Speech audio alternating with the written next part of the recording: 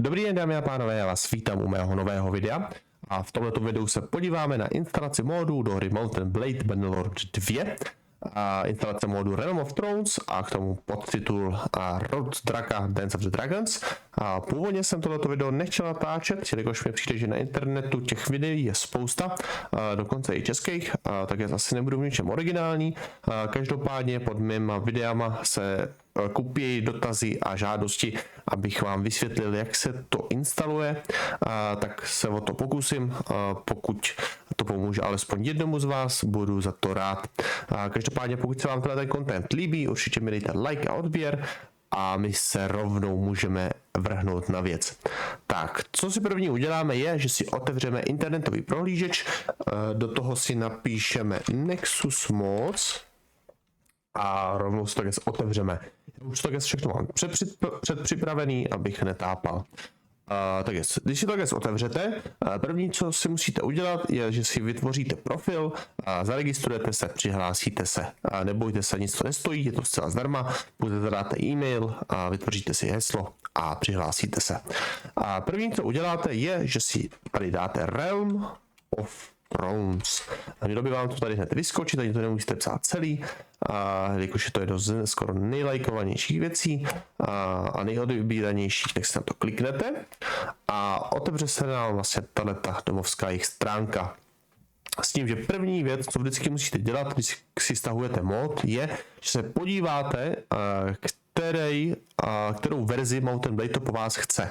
A vždycky to většinou se píše někde nahoře a vy tady jasně můžete vidět, že to je 1.3.15. Čili co my si uděláme je, že si otevřeme Steam a tady si klikneme na Mount & Blade, klikneme si pravým, dáme vlastnosti, tady máme verze. Tady vlastně už vy máte všechny verze toho vlastně Mount & Blade a vždycky si najdete tu, kterou potřebujete. My momentálně pro tu verzi 8.0 potřebujeme 1.3.15. Na tu si klikneme a ono se vám to vlastně začne aktualizovat.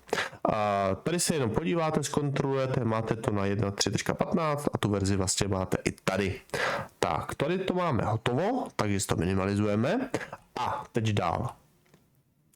Kliknete si tady na záložku Files a tady vlastně máte ten mod. Máte tady dva. Proč dva, hned vysvětlím. Vlastně vývojáři byli tak šikovní, že tady udělali verzi s For Sales, pokud máte DLC, pokud to DLC nemáte, tak tady máte pod tím. Je to vlastně úplně to stejný, s tím, že tady je to přidaný, je to rozšířený, je to jenom o ty lodě, vlastně abyste mohli plout, pokud vás to baví a pokud máte to DLCčko. Pozor, když to DLCčko nemáte, ten mod vám fungovat nebude. Jo, takže to bychom měli. Teďka, klikněte na Manual Download a otevře se vám tady takovýhle obrázek nebo takováhle složka. Vždycky se vám otevře a tady vidíte tady pod tím dole, který módy k tomu ještě potřebujete. Když si stáhnete jenom ten mod, tak vám nikdy fungovat nebude. Čili vy budete potřebovat Bannerlord Software Extender, Harmony a UI Extender. Takže vy si to postupně všechno rozkliknete a tady máte vlastně Harmony, UI Extender a vždycky dáte manual download a stáhnete. Jo, tady dáte slow download a ono se vám to stáhne. Stejně postupujete z Harmony manuál a vy vlastně vidíte, že vždycky ty módy jsou na sebe napojený. Tak tenhle potřebuje k sobě tenhle ten k sobě potřebuje Harmony. Ten k sobě potřebuje taky Harmony. Co tam není napsaný, vy budete potřebovat pravděpodobně i tady Butterlip. Ten vlastně podporuje taky Harmony. Butterlip vlastně tady si taky dáte, jo? A můžete to hledat pod těma názvama, co tady vy vlastně vidíte. Potřebujete tady ty 4 k tomu submody. Nebojte se, dávám je do komentářů, dávám je do popisu videa.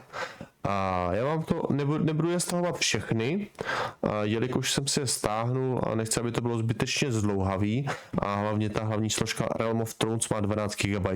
Takže vy si také stáhnete všechny, máte je tady vystažených, přetáhnete si je také pěkně na plochu Doporučuji si vytvořit novou složku, dát si je třeba mode and blade a takhle si to tam přetáhnete.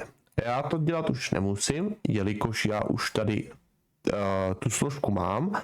Takže si je tady všechny vlastně nastahujete. Jo, máme tady ten Bannerlord Software Extender, ten Butterlip, máme tady ten Harmony, Mod Configuration Menu a Realm of Thrones. Jo, všechny ty mody, co vy k tomu potřebujete, vám dám do popisku. To jsou ty podstatné věci. Tak a jak je dáme do toho Molten Blade? Klikneme zase pravým, dáme vlastnosti, dáme soubory a dáme tady procházet. Tady se vám otevře vlastně složka, kde to vy všechno máte uložený. Tak, my to dáme třeba takhle. Tak.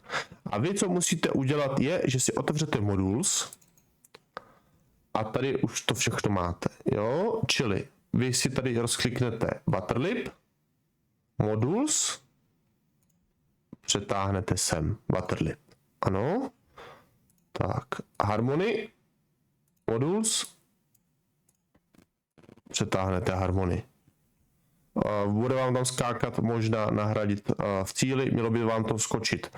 Vždycky, když to neskočí, zkuste to přetáhnout ještě jednou, aby se vám to načetlo, že to chcete nahradit v tom. Tak, Mod Configuration Menu, Modules, tady dáme zase, vložíme sem. Jo, takže to tady uděláme se vším, i se Realm of Thrones, War Sales, tady rozklikneme, tady stáhneme všechny takhle, nahradíme tady. To bude trvat vždycky trošku díl. Jo? Takhle to uděláme s Realm of Thrones složkou, s Mod Configuration složkou, s Harmony složkou a s Butterlip složkou. Ano?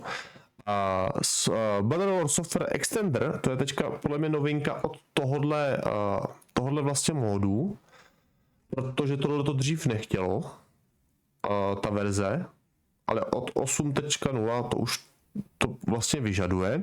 Čili to už nemáte tady, já musím počkat, než se mi to načte, pardon. Tak.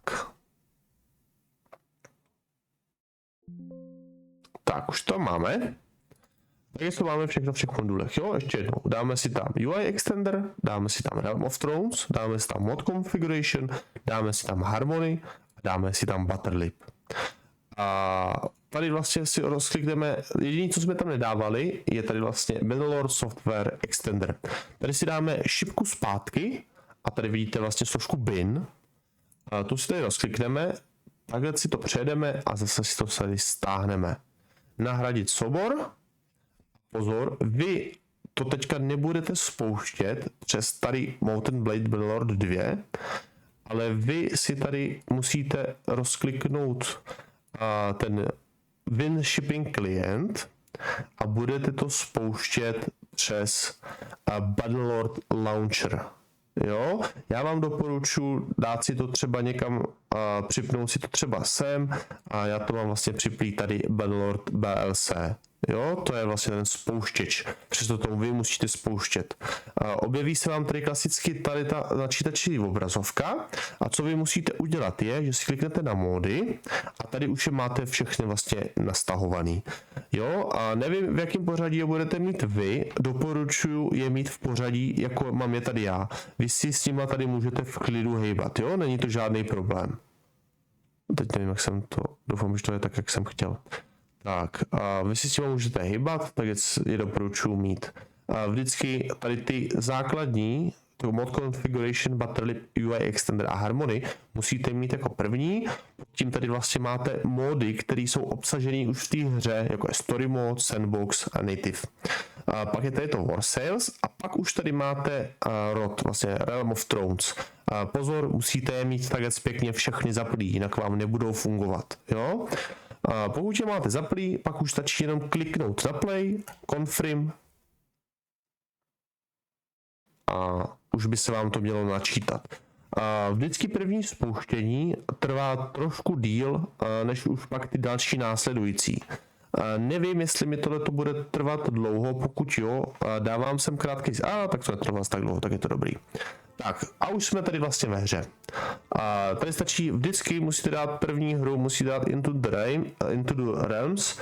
Nikdy nedávajte saved game, pokud jste tu hru nehráli, jelikož vám to nepůjde. Pokud máte nějaký starší hry ze klasického Battlelordu, nikdy to nedávajte načíst, páč vám to nebude fungovat. Dobře? Tak. A nevím, jestli bude tohle trvat zase dlouho, pokud to bude trvat trošku díl, to načítání, jak jsem říkal, první načítání je vždycky delší než ostatní, tak vám tady hodím krátký střih. Tak, jsme tady, netrvalo zase tak dlouho, tady Werman, tady bum, bum, bum. Tak, tady jenom abyste koukali, že to funguje. Tak, jsme tady, jo? Tohle bylo jednoduchý, jsme tu. Jak vidíte, všechno funguje. Tohle to je klasický Realm of Thrones, jo? Tady vlastně není žádný submod, Sword Draka. Tady vlastně vidíte King's Landing, je tady Joffrey Baratheon a tak dále. To bychom měli. Nebudeme se tím zdržovat, to jsme viděli. Tohle to pěkně zavřeme. Exit Games. Exit Game. Tak, to máme. Teď, co potřebujeme dál. Ukážu vám ještě v rychlosti, jak se stahuje ten Dance of the Dragon, jo? Tady dáme The Dance of Dragon. Tak, to máme tady, jo? Klikneme. Vlastně tato verze je kompatibilní s tou 8.0. Dáme manuál zase. Tady dáme vlastně rod 1 a tady ten Battle Extender 1.4.6 manual download a tady vy vlastně vidíte, co vy k tomu potřebujete. Pokud už máte všechno, tak vám tady stačí to Realm of Thrones. Jo, vlastně už žádný extra mody nepotřebujete, stačí vám to základní. Takže si to dáte manual download, stáhnete, budete to tady mít vystažených a vy co uděláte je, že si to zase dáte tady do těch módů a budete to mít tak zazipovaný. A nemusíte s tím nic extra dělat, stačí, když si vlastně rozkliknete zase modules, rod, pardon, ne, tak jsem to nemyslel, ještě jednou.